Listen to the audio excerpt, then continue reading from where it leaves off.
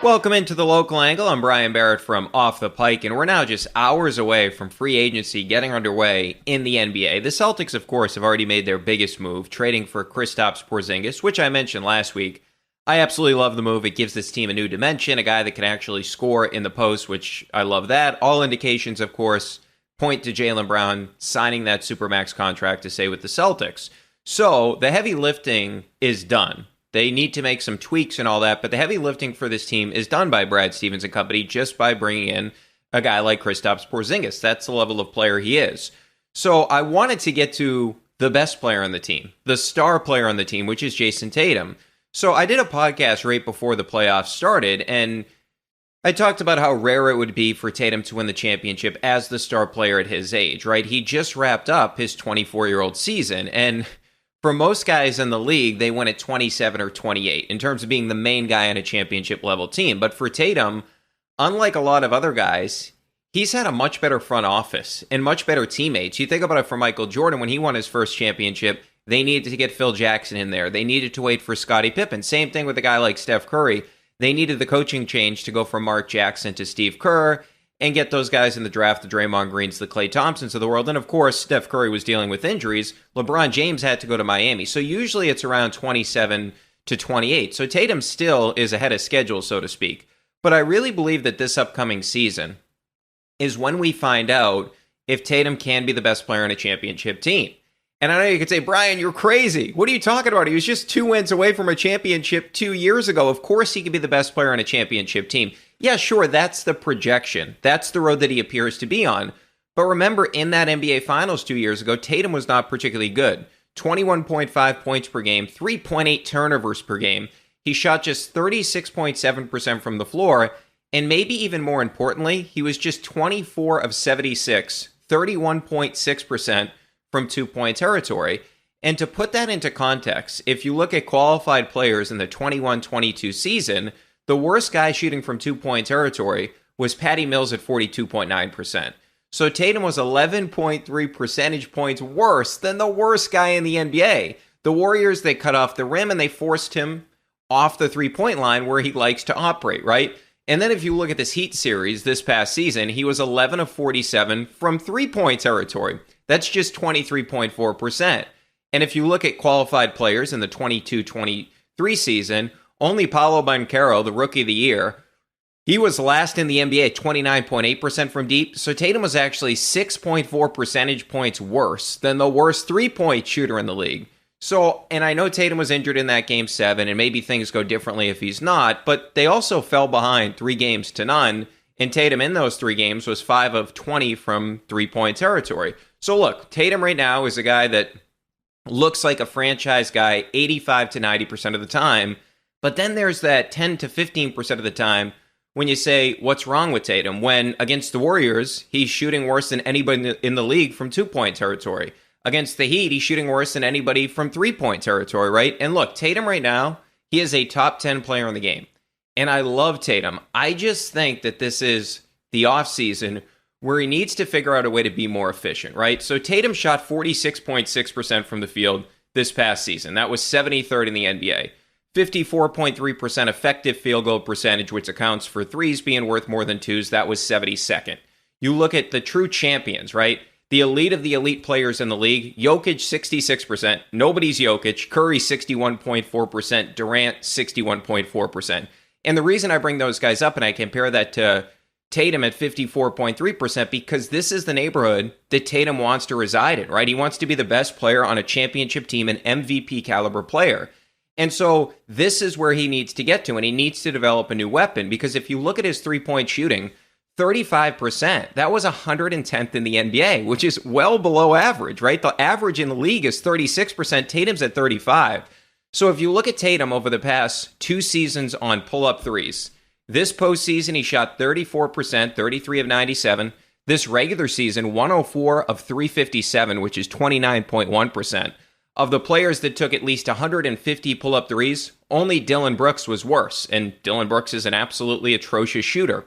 Last regular season, he was 128 of 383, 33.4%. Last postseason, Tatum was 37 of 112, 33%. So if you look at that totality, of his pull-up threes over the past 2 seasons, including the playoffs. 302 of 949, which is 31.8%. That's a lot of threes, and the percentage is really bad. So look, I give Tatum credit that he's improved on some things. He got to the free throw line more last season, right? He went from 6.2 attempts per game to 8.4. That's a huge improvement. That 8.4 ranked 8th in the NBA, right behind Jimmy Butler. So the foul drawing got better. So that was a big improvement, and it helped him increase his scoring from 26.9 up to 30.1. He was getting almost an extra 2 points per game at the free throw line. But I think he and his skills coach, Drew Hanlon, and we've already seen them working out in videos, they have to look under the hood and say, hey, where can we get better? They did it last year with the free throw drawing. He has improved defensively. He's improved as a creator. He's improved as a passer. He's already an elite rebounder in the league. But if we look at the 2 years of evidence, it tells us that his three-point shooting, especially his pull-up three-point shooting, it's not good. Just overall the last 2 years, just on pure threes, 35.3% and 35%. So you're going to double down on that if you're Jayson Tatum and just keep taking more threes? Because last season what we saw is he took 9.3 a game. The only guys that took more threes than Jayson Tatum on a per-game basis, Damian Lillard and Klay Thompson. Dame was at 37.1%. Klay was at 41.2%. And Donovan Mitchell was right behind Tatum at 38.6%. And so if you look at it, those guys shot a lot of threes, and they shot really good percentages on their threes, especially in the case of Klay Thompson and Donovan Mitchell, right? I'm not saying that Tatum should just abort taking threes. But you have to develop another weapon, whether it be a floater or whether it be something in the mid-range variety. So if you look at the two of the other guys, I should say, on the All-NBA squad with Tatum, Luka Doncic and Shai Gilgeous-Alexander. Now, you can argue that Luka takes too many threes, but despite the low three-point percentage, Luka was at 49.6% from the field this past season, compared to Tatum at that 46.6%, and Shai, by the way, was at 51%. So these guys have been more efficient. Why? Because they both get to the free throw line more than Tatum, but the 8.4, that number's fine for me when it comes to Tatum. But the other thing I'd look at, both these guys are constantly in attack mode. So Shai was at 23.9 drives per game last season, first in the NBA. Luka was at 19.7, which was third. Tatum was at 11.2, which was 42nd. So I'm not expecting Tatum to have Shai or Luka numbers as it pertains to drives, because they're guys that always have the ball in their hands. But can he get into the 14 per game range? Like even Giannis or Bradley Beal's at 15.9. So can you get into that range, the Bradley Beal Giannis range? Because Shai was at 17.1 points per game off his drives, and Luka was at 14.6. That was number 1 and number 2 in the NBA. Tatum was just at 8.2. But just a few extra drives a game, you're at least going to get into double digits. So stylistically, I get they're different, and Tatum is not the same level of ball handler, but he can attack the basket a little bit more rather than settling for all those threes. And the reason I bring that up is just because he needs to be better between the restricted area and the three-point line. So if you look at the 2-point shot attempts per game, Shai was at 17.8, which was first in the NBA. Luka was at 13.8, which was 8th in the NBA. And Tatum was at 11.8. That was just 19th in the NBA, right? So, and if you look at the percentages, so those guys took a lot more twos than Tatum did. And it makes sense that Tatum should take more twos because he's not a good three-point shooter. And if you look at the percentages, Shai was at 53.3%, Luka was at 58.8%, and Tatum was at 55.8%. So Tatum was right in between those guys in terms of the field goal percentage on twos, right? He was better than Shai. And look, I get it. Twos that aren't at the rim, they're not analytically friendly, right? But both those guys found a way to score efficiently without being good three-point shooters. Shai barely took any threes. And if you go back to the Miami series, Tatum's shot chart made no sense. We told you before that Miami was second to last defending the two this past season at 56.9%, right? They were bad. The only team worse than Miami defending the two this season was San Antonio, who just so happened to have the number 1 pick in the draft because they were so bad. And if you look at Tatum in that series, he took 81 twos. He hit 49 of them. Great number, 60.5%. He took those 47 threes, and he hit just 11, 23.4%. So I get it. That's a lot of twos that he took, but he could have taken even more because he was shooting it at such a high level. And because he was so bad from three, Miami was getting bailed out by those shots that Tatum was deciding to take. So my whole thing is this. His three-point shooting failed him against Miami. He had something that was working, which was his two-point game. And then 2 years, and he went away from it. 2 years ago against Golden State, his 2-point game was not good enough, and the Warriors exposed that. So my hope is that Tatum can develop a consistent spot he can score from. And he has to be honest with himself and realize, hey, I'm not a good three-point shooter. And I need to do something else that's going to help me be more dangerous. And like, hey, 2-point shots, I get it's not the efficient way to do things, but you got to find a different way to score, because right now it feels like teams across the league can look at Tatum and say, hey, you know what? This is a guy that if his three's not going and we stop him from getting to the free throw line, we can completely stop sort of what he's doing. And I know the 3-point shot is something that he has been living off, but can he develop a mid-range game? Or can he develop a floater? Or how about this? Can he post up more? Because last year, Tatum was in the 94th percentile as a post-up scorer, 1.22 points per possession. But the problem was he only had 72 attempts. But this is another thing. If he gets a smaller defender switched on him, Tatum can do a nice job posting guys up and punishing them when he gets into those areas against smaller players. And look, my whole thing is Tatum's an elite player. I don't want to make it sound like I'm not a huge fan of Jayson Tatum. I am. It's just he needs one more weapon. And if he wants to get to that MVP caliber level, which you need to do because the last 4 teams to win a championship without an MVP, 89 Pistons, 90 Pistons, 2004 Pistons, 2009 Raptors with Kawhi. And that means just teams that won a championship without a current or a former MVP. So to win championships, you have to have a player that at least plays at that MVP level like we saw from Kawhi Leonard in 2019. And it's just the biggest thing is one more weapon. Tatum's almost there. He's a superstar 90% of the time, but that other 10%, can he get there by adding a mid-ranger, adding a floater, or posting guys up more? Just one more step he needs to take. All right, a lot more coming up on the local angle. You'll hear from my buddy John Jastremski from New York, New York, Jason Goff from the Full Go in Chicago, and the guys from the Philly Special as well.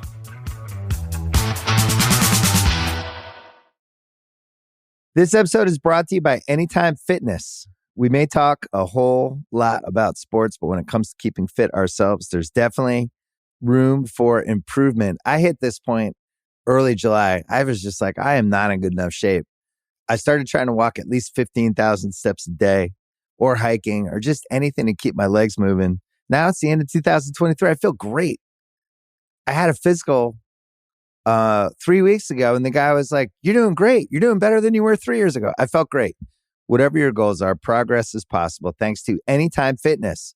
Get a personalized plan and support from an expert coach anytime, anywhere. Visit anytimefitness.com to try Anytime Fitness for free. Start to train for your life. Terms, conditions, and restrictions apply. See website for details. This episode is brought to you by Atlassian. Atlassian software like Jira, Confluence, and Trello help power global collaboration for all teams so they can accomplish everything that's impossible alone. Because individually we're great, but together we're so much better. Learn how to unleash the potential of your team at Atlassian.com. Atlassian.com. Atlassian. Tap the banner or visit this episode's page to learn more.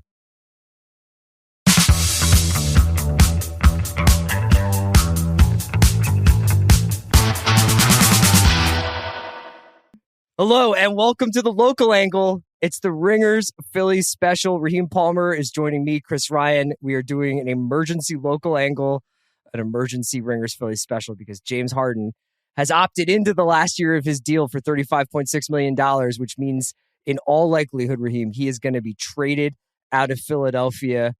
It's huge news. It's pretty shocking because we had already done some recording this week, man, where we were talking about being at peace with this Sixers team essentially being a run it back situation, and that we were kind of like, you know what, continuity, new coach, let's see what happens. Who knows? Boston could go sideways. Miami might not get so lucky, yada, yada. And now we are, look, the only constant with Philadelphia 76ers basketball is change. And we're going to get another change of the roster this season. Raheem, when you first heard the news, Shams reported it, what did you think when you found out that James Harden was opting in only to be traded? Well, it was clear at that point that Houston didn't want to pay him, and he had been using Houston all year long for leverage to get what he wanted out of Philadelphia, and it was also clear that Philadelphia wasn't going to give him a long-term deal. So it was pretty surprising for me because we all know Daryl Morey and James Harden I mean, they roll together. Yeah. So for Philadelphia to put their foot down and say, we're not going to pay James Harden, and then also for the Rockets to basically pivot and say, we're going to go after Fred VanVleet. We're going to go after Dylan Brooks as opposed to James Harden. It said a lot about what the market thinks about James Harden, but it also says a lot about what teams are going to do going forward with the new CBA and the new second April. Yeah, the star hunting seems to now be going to get done through trades. And that's been the case for a couple of years. But you look at the Bradley Beal deal, which was unique because of Beal's no trade clause, giving him, unquestionable leverage. But it'll be fascinating to see what Daryl Morey and James Harden's personal relationship means to the trade conversations that we're going to see over the next couple of weeks. Already, the LA Clippers have been suggested as a possible, if not probable, destination by various outlets. You've also got some chatter about the Knicks, about the Heat. Who knows who else could get involved? But the idea, as has been suggested, that Harden wants to be traded to a contender. The Sixers don't owe Harden what the Wizards owed Beal. Beal could veto a trade if Michael Winger was like, hey, I want to trade you to Minnesota, or I want to trade you to Portland, or I want to trade you to San Antonio. It was really up to Beal as where he wanted to go, and he wanted to go to Phoenix instead of Miami. Harden doesn't necessarily have that leverage in writing in his contract, but it seems like there has been some sort of agreement between the Sixers. It sounds like as of Thursday, they had already started discussing trade destinations, and the Clippers one seems to be the one, at least as the clubhouse leader. Yeah, well, see, they don't owe James Harden, but I do think they kind of owe him in certain ways.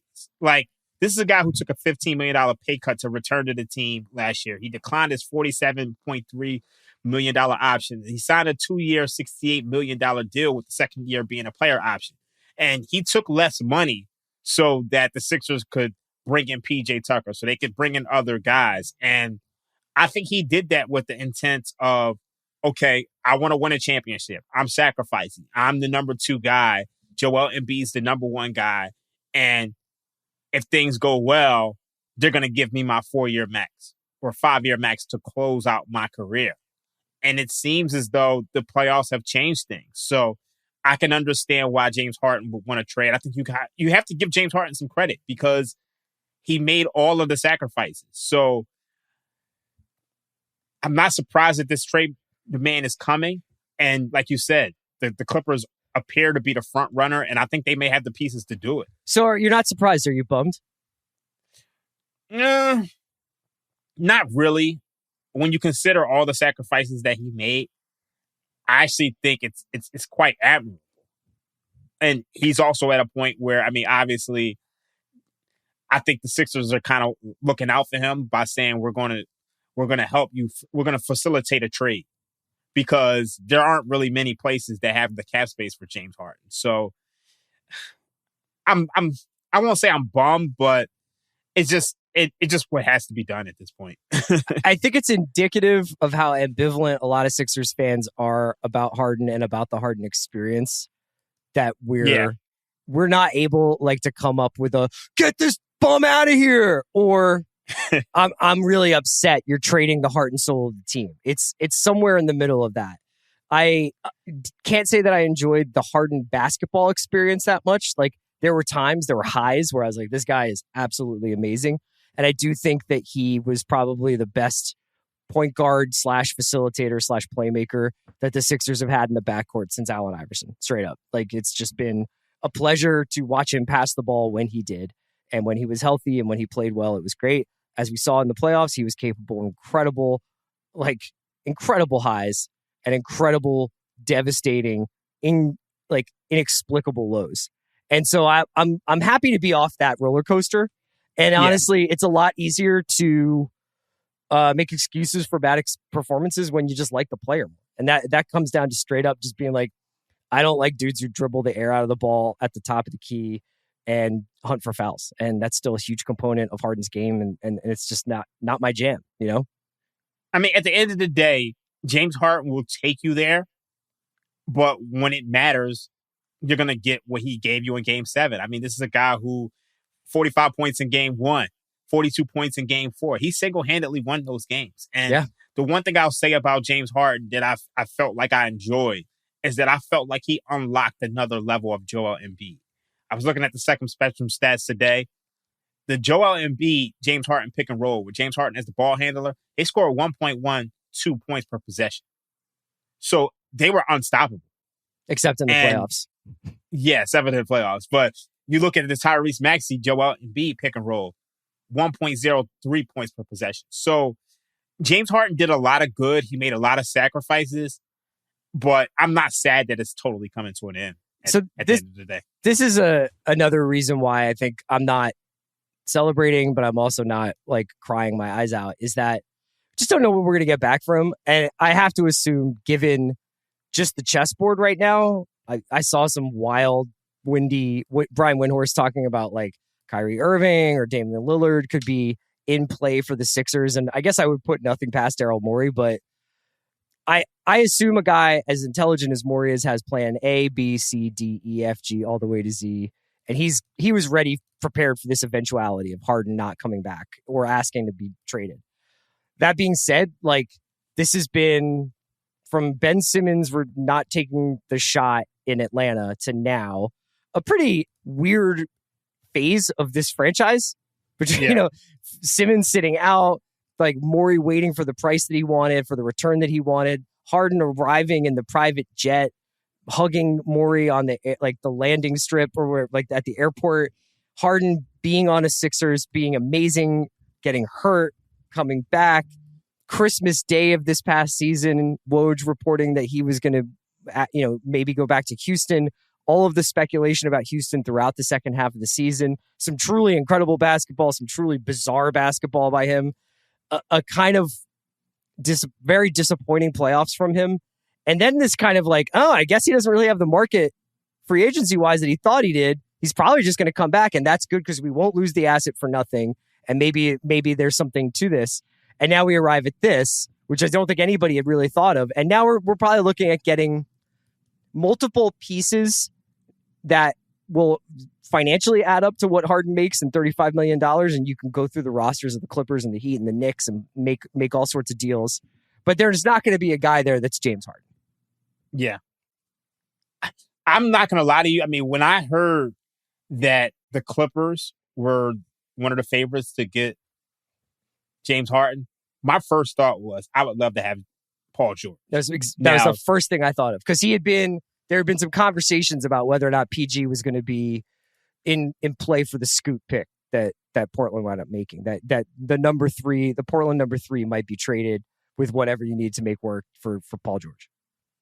And I would love to see, because I feel like Paul George and Joel Embiid will give you a top 5 defense. And our perimeter defense will be better. And then I think you could empower Max. Now, we all know when you're trading a star player, you don't tend to get equal value. You tend to get, 75 cents, 25 cents on the dollar. So I think you had a trade that you thought would work out well for us. Yeah. I mean, this is the one that I think I would be happiest about is with the Clippers. It's Terrence Mann, it's Norman Powell, and it's the return of Robert Covington. And Mann, I think, paired with Maxey is a really exciting backcourt. I think Mann has been a really up and down player for the Clippers, partially because the Clippers rotations are so weird, and Ty Lue will have a guy playing 28 minutes a game and then he's out of the rotation 2 weeks later. And so I think Terrence Mann's really suffered from that. And that Clippers team has been impossible to get any kind of continuity going because of the injuries that they routinely are going through. Powell's Powell. I'm not expecting him to be anything but a guy who's capable of having a heat check night where he can go for 25, but sometimes have nights where he's anonymous. I think he's a good shooter and he's a little streaky, but we could definitely use the perimeter shooting. And then Rocco is just like an emotional pick over Morris, who just seems like a pointless acquisition for Philly, despite it being a hometown return for him. Yeah, I think Morris is washed in it. And also, I mean, I don't know if Morris has the right attitude for what you're trying to build when you're trying to build a contender. And then also, I never really liked bringing guys to their hometown. I think if Morris came back, that feels like a redirect then, or like buying him out or whatever it would be. Like, I don't know what, but Yeah, Rocco is like, I'm not, that's not like necessarily like Marcus Smart right there, but like I always loved Covington and was happy to have him on the Sixers and was bummed when we traded him to Minnesota, even though obviously the Butler trade was a trade you had to make. So there's a bunch of other ripple effects that I want to talk to you about here, Raheem. So okay, you go through this entire process, and we could talk a little bit more about who else we might trade him to. And frankly, there's also reporting out there that's like, this is in some ways Harden's way of testing the market. And if he doesn't get the trade that he wants, or more, he can't find the trade that he wants, like he may still come back. So I'm trying to get too ahead of ourselves just a couple of hours after this story broke. Obviously, there's been no comment yet from the team or from Harden's camp. So this is just all kind of like being reported. All right, Raheem, we have like a ton of other things we could talk about. We'll talk about them on the Ringers Philly special podcast. For now, this has been The Local Angle. Thanks to Raheem Palmer. You can listen to us on the Ringers Philly special. Raheem, thanks, man.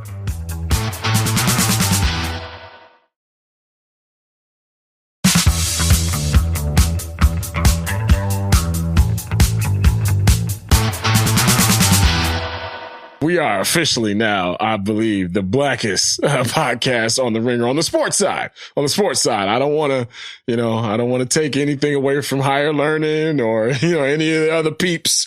Shout out Van Lathan. Yeah, shout out to Van. No, by sheer numbers, this is the blackest podcast on the Ringer. Does any podcast on the Ringer have more than 4 black men on it? Huh? We need to chill too, though, because, the sister's going to come swinging in any second now. Like, hey, by the way, y'all can mix it up a little bit more if y'all want. So shout out to the sisters out there as well. I don't want no smoke. I'm just trying to get through the summer happy and healthy. Speaking of, how about that air outside, huh? Huh? Y'all sitting out at the Cubs game in the worst air quality in the world right now? The Smoking AQI a pack of is something cigarettes. stupid. Duh, you go. I took a phone call outside and my dumb ass sat out there for like 9 minutes and was wondering like, damn, I barbecued earlier. Like, is the grill still lit? Like, what's happening out here? There is a haze over the town and not the one that you like either. It's one that makes you feel icky. Like y'all saw me. And by the way, I have to apologize. What was the pod before last? Listen, man, I don't know what happened, but I had the worst allergy attack that I have had in years. And it just so happened to happen right on the day where we do the FanDuel TV situation or the local angle, where I'm sitting there spitting and my nose is running like a badass kid. Like it was all bad. Like I don't know how they use that footage. I don't know how y'all listen to that pod. For the people who tuned in, was it episode 258? Look at y'all. Y'all about to go back now and listen to it and be like, let's see how really poorly he sounded. But man, I was hurting. You hear me? Like that was flu game. Okay. That was David Wells drunk and throwing a no-hitter. Like I was in a bad way. And I'm not a pill popping dude. So I don't like to take a whole bunch of allergy medicine or anything like that. No. Drug me up if that ever comes around again. I have no problems calling out sick with allergies from here on out. And then on top of it, I got to go outside. I can't breathe. Air quality index. Who made this up and when did this happen? Man, I walked to get the mail and I got a headache. It's crazy outside. Wow. And what if you want to be outside? Like we get like maybe 2.5 months of this the whole year, or we get weather where we can be outside. You mean to tell me all of a sudden, because shit is happening in Canada and the wind is blowing the wrong way and climate change and all this other stuff. Now all of a sudden I got to breathe in the fucking diesel fuel exhaust pipe now. That's what I got to do. Man, I tell you, like, what they gonna do next to us? Huh? Y'all already ain't fixed the water. Y'all thought we forgot about that. the water ain't fixed yet. So we're still waiting on that. Now we can't even go outside. It's bad out here. It's absolutely atrocious out here. But, we got the old sports-roo. And in that conversation that I had with Bill Simmons, it was a conversation that I wanted to have on this pod, in this episode especially. The relevance of being the number one pick or having the number one pick or having the best player in the sport. Like, we have all felt and known that in this city, in my lifetime at least, right? Like, seeing the number one pick with Derrick Rose, had that conversation with Bill Simmons about what's happened since Derrick Rose with the Chicago Bulls, right? You've seen the best player on a team or on a sport, right? Walter Payton on the football side of things, Jordan obviously on the basketball side of things.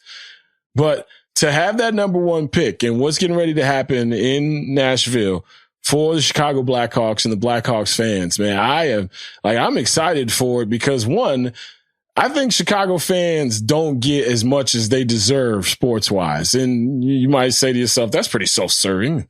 I think that's pretty entitled. And goddamn it, that's right. We deserve the right to be because we live here, right? Like, everybody else around the country gets to strut their stuff, whether it be from LA, New York, Houston, Boston. You know, you got towns that have gone on dynastic runs that don't compare to the city of Chicago. But you know, as a fan base and as a city, you root for who you root for. And I was just really thinking about it as I was talking to Bill on his podcast and also the day before about what these times and these moments mean and how few and far between they truly are. I look at my friends in Boston, my buddy Jim Murray, who I converse with quite often, right? Working on the Sports Hub, doing his thing. Like, they're averaging like a championship every 3 years, whether it be the Patriots, the Bruins, the Celtics, whatever the case, like a run or a championship, like those type of things are happening in LA. You got the Los Angeles Lakers, you got the Dodgers, you got all these teams where you know at some point a star is going to land in Star Town. And then, of course, you've got New York, where they're like our tortured cousins, right? Like, they got the Yankees, they got the Mets. You're supposed to win because it's New York. And when you don't, boy, do you get raked through the coals. Like the Knicks, I don't understand how that thing has even been allowed to be like it is for as long as it's been like it is. And then you got Chicago, where you'd think more free agents would land. You'd think there'd be more joy sports-wise. You'd think that we'd have some type of storied football history, especially when it comes to the Chicago Bears. And then you take a look at those records, you take a look at some of these runs, and you leave yourself saying, like, man, what the hell? Like, at what point is it going to be our turn? And I was really thinking that because baseball does this, right? Baseball settles in and you have to ride the wave. And you got two teams who are below 500, who are average at best right now, but are in a division that says, hey, come on, we gonna hang out with y'all all season long. We ain't running away from you. Like, I don't know if the Connor Bedard placement or moment in time is perfect, but hey, I'm here for whatever good times are around because the window that I expected in the White Sox, seemingly with every Michael Kopech pitch, with every Tim Anderson at bat, with every Luis Robert home run that seemingly is wasted because no one is ever on base, you know, on the Cubs side of town, it's going to be time here to start spending money again and again and again and again because you really seem like you're raking in the dough from all the build-ups that have happened around the ballpark. So can't stop at Suzuki, can't stop at Swanson. Like, I'm ready for something to pop, man. And I know y'all come to this pod and talk about this pod and share this pod because y'all think every 2 days is just me watching the games and telling y'all how I feel about it. But as a whole, this shit is unsuitable, man. I'm sorry. There is no reason that the third market in this country should sit back and be okay with the results of these sports franchises. None. So as I'm reading about the Bears being at a stalemate with Arlington Heights right now in terms of their new stadium and the plans, sitting on a $200 million piece of land. As I'm sitting here talking about the Bulls with Bill Simmons on his pod and all of my friends across the nation who just check in now just to with me. They check in now. Hey, man, what's going on with them Bulls? With the smiley face or the laughing tears face. Like, you don't know what kind of day I was having? You feel me? Like, you don't know what's going on in my life. You just come in and just with me about the team that I root for. Like, that's where it's gotten with me. And then the Sox thing, I turn on the Sox now. Remember back in the day, was it like 99, 2000, where where the Bulls, pretty much the promos were, hey, come watch Allen Iverson play, or come watch Stephon Marbury at the United Center. Like, I'm going to get into it next segment, but I'm watching this whole Angel series to see Mike Trout, Shohei Ohtani, and Luis Robert Jr. because he done turned into the best outfielder in baseball. Like, that's what I'm left with right now. As a team flounders and struggles and goes up and down in a division that is begging them to kick the shit out of it. Nah, man. You can get greedy. And if you ain't going to get greedy, I'm going to get greedy every once in a while. And this happening right here in this segment. This is absolutely unacceptable. At some point, one of these teams is going to have to take me for a ride as a fan. You know, this can't be these one-way relationships, y'all. We can't just sit around and about the relationship we in. We either got to hope for better or change it. And guess what? I ain't making no moves. I can insist upon them. I can request them. I can throw them out there for you, but I ain't making no moves. You ain't making no moves. So at some point, somebody got to take us for the ride that we want. And if it's about to be Connor Bedard, hey, brothers and sisters, get ready to find your way back to the United Center on nights that the Bulls ain't playing. Cause I'm up for sale now. I done been through the ringer. No pun intended. Who wants my attention for the next 2 or 3 years? The Bears, y'all off to a good start. Yeah, I done hired every brown person and put them in a position of strength and power that I could ask for. Quarterback, GM, president of the team, the Chicago Black Bears is what I like to call them going forward. That's cool. White Sox. The only thing blacker in Chicago than the Full Go Podcast. That's it. Apparently, we beat them. Kyle put us over the top. Shout out to Bill Simmons and his outreach program here in the city of Chicago. No, seriously, man. I'm sick of this. I'm tired of coming on here episode after episode talking about what didn't go right, why it didn't go right, and how it won't go right the next time you see these. I'm tired of it, okay? I am a beleaguered, beaten down sports fan in the city of Chicago. And I hope that made everybody at FanDuel TV smile. I hope that was the local angle that y'all have been asking for and waiting for. Y'all have been waiting for me to break down about this teams in this city, and it happens once every other year. Well, damn it, on episode 260, this is the breakdown that y'all wanted, and you got it. Y'all can catch these breakdowns Sundays, Tuesdays, and Thursdays until further notice. Okay? I'm going to find some way to be happy. We're going to talk about barbecue, or Tony being scared of barbecue, or, Chris sitting amongst the rose petals in Portland. At some point in this pod, we're going to get it back to where it's supposed to be, because I damn sure can't count on the teams that I root for. Now, Blackhawks, don't mess this thing up so I can go for another ride.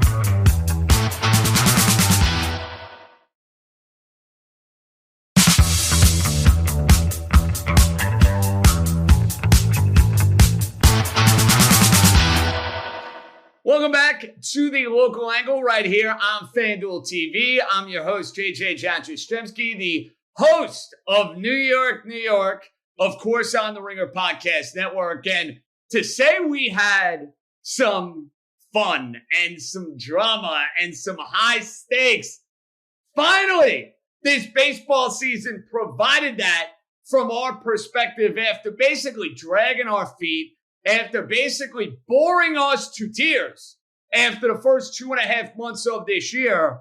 What you got from a New York baseball perspective and what you got nationally on Wednesday is something we have not seen in the sport since 2012. And I understand the narrative that's out there regarding the no-hitter and how the no-hitter in many ways has been devalued, and the idea that, yeah, we see so many, it's so hard to hit, batting averages are down, these bullpens are so good, you get combined no-hitters up the wazoo. That's all fair. That's all reasonable. However, the perfect game and the art of a perfect game Last time we saw one in the sport, it was Felix Hernandez in 2012. So what we witnessed on Wednesday night in Oakland, it will go down, let's be real, as one of the more improbable perfect games we've seen in the sports history when you consider guys who have fit the bill as far as that goes compared to other guys who maybe don't necessarily have that sort of resume and cachet to be on the list of one of now 24 to go and throw a perfect game. But I think you could make the argument that Domingo Germán is going to go down as one of the most imperfect pitchers ever to go and throw a perfecto. Think about the tale for Domingo Germán. Domingo Germán was lucky to be in the rotation at the start of this year. Domingo Germán is coming off back-to-back starts against the Boston Red Sox and against the Seattle Mariners, respectively, where he got absolutely shellacked to the point where you're like, there's no way in the world this guy is going to survive being in the Yankee rotation over the course of this entire regular season. Then you throw in the tail of Domingo Germán off the field, which is far from perfect, missing the end of the 2019 season when the Yankees really needed him, suspended for domestic violence. You think about earlier this year, the sticky stuff, which obviously pales in comparison, but you have a guy who's far from perfect. But on Wednesday night, everything was perfect for Domingo Germán. And it's pretty wild thinking about the history of the New York Yankees and thinking about the history of perfect games by New York Yankee pitchers. It's Don Larson in the 1956 World Series. It's David Wells on Beanie Baby Day in 1998 against the Minnesota Twins with Paul O'Neill catching the last out. It's David Cohn on Yogi Berra Day in 1999 with Yogi Berra and Don Larson in attendance at the old Yankee Stadium. And Coney getting it done against the Montreal Expos. Don, David, and Domingo? Believe it. Believe it, ladies and gentlemen, boys and girls. That's a life-altering, life-changing moment for Domingo Germán and for Kyle Higashioka. Who are you kidding, the catcher? They will do card shows. They will do autograph signings. They will do appearances now, basically for the rest of their adult lives, celebrating one of 24 in the history of Major League Baseball. And a fun fact regarding what we saw Wednesday night in Oakland. Every time the Yankees have had a perfect game in their history, they've gone on to win the World Series. 56, they beat the Dodgers. Don Larson, obviously a big part of that.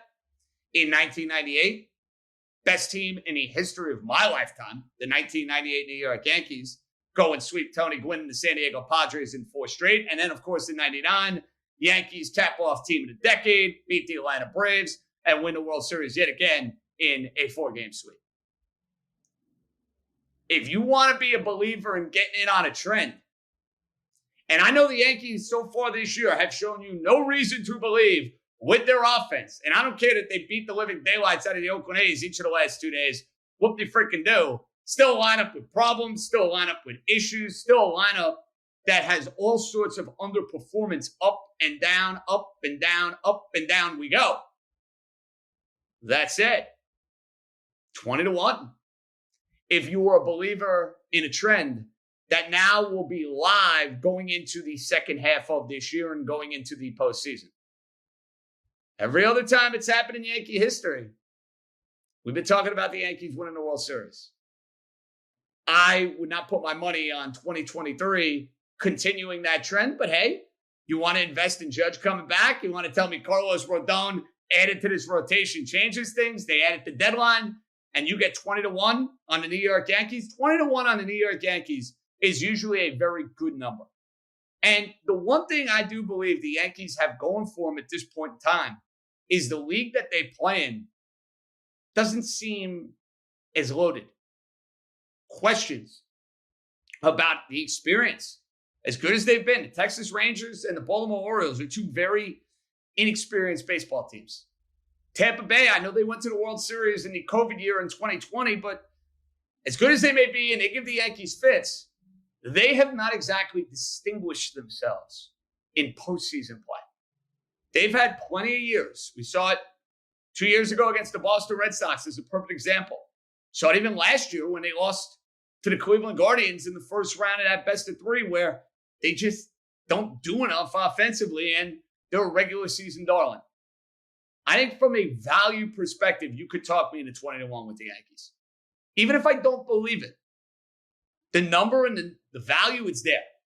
Where it wasn't there at 10-1, it wasn't there at 12-1.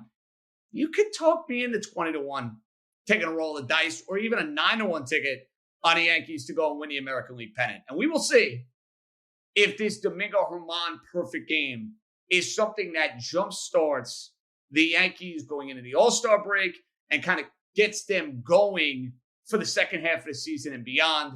They're dead in the division. Right now, if the season ended today, they'd be on the right end of making the postseason. So, going to bookmark this Domingo Germán perfect game. It's 1-24. Kind of came out of nowhere. Does it jumpstart the New York Yankees in 2023? That's the question. Now, for the other team in town, there was a whole lot of drama as well, and not as much drama on the field. More so about the drama off the field for what at the moment has been one of the worst teams that money can buy. There's no getting around it. The New York Mets, who have the highest payroll in all Major League Baseball. The New York Mets, who won 100 games a year ago, had everything going their way a year ago, have been nothing short of a colossal box office flop for the first half of this 2023 season. To the point where their megastar, gazillionaire owner had to announce via Twitter, hey, guess what? Time for me to meet the media. And I love the fact that Steve Cohen, as this public figure that he is, doesn't hide behind a keyboard, doesn't hide behind his minions. Yeah, it looked awkward sitting at that picnic table with the Met on it. But you know what? You saw a guy that breathes Met baseball, that loves it, that it agitates him every which way. The idea that he's got to sit there in front of a room full of men and women and talk about the fact that his team is stuck up the joint so far this year. That eats at someone as successful as Steve Cohen. And what I really liked about what I heard from the Met owner is this sort of level-headed, pragmatic, rational thought process to team building, to culture building, to things and elements that, simply put, have been lacking with the New York Mets for a long, long time. Buck Showalter and Billy Epler, the GM and the manager, respectively, they kind of went from being guys that were praised for all of 2022, and they've been nothing but mocked throughout 2023. And that's life in a big city. You don't win, people are going to sell you right down the river. Buck was manager of the year. Buck could do every interview with a big smile on his face, and he was adored. He was loved. Now, his bullpen's not as deep. His rotation hasn't been as good. Team hits, they don't pitch. They pitch, they don't hit. Makes the manager look a lot less smart. But Cohen basically shot down the notion that the GM or the manager are going to be fired to kind of jumpstart this team. Because I think that's, in many ways, the right course of action for Cohen. Because of what he alluded to. You want to bring in the best people to work for you. The best candidate's going to look at the situation and say, hold on a second. Guy in Buck Showalter won manager of the year a year ago. Now, all of a sudden, he has a bad half, and then you're looking to fire him in the middle of the year. You're not even giving him the year to figure out what's going on. That's showing you get it. That's showing you have a clue. That's showing to me that there is a long-term vision with this organization, which means they do have to get their farm system right. They're not necessarily going to be able to throw money at all of their problems. But I think the $1 million question that Steve Cohen addressed regarding this year, the Mets, who have a lot of high-priced talent and have gotten a whole lot of underperformance, could be in a position, if they don't turn around within the next 3 or 4 weeks, well, you're talking about some serious names. Not anybody who would be here in the long term. More guys, short term. Think Robertson, think Tommy Pham, and if he ever waived that player option or found a team willing to go and pay him $40 million a year, maybe it's Max Scherzer. Maybe those conversations are had. But the idea of Met and seller in the same sentence, not outrageous after what you heard from the owner. But if you needed a little pat on the back, you got it. You got the right man in charge running your team. Now it's a matter of how the Mets get it right. Do they over the next 81 games of this year? Or are we talking about next year, the year after that, to kind of get that farm system to where it needs to be, where you're spending money and developing at a high level all at the same time? Tell you this, 40+1 on the Mets to win the World Series. As the great Randy Jackson once said, that's enough for me, dog. Local Angle, New York, with John Jastremski. We're coming right back.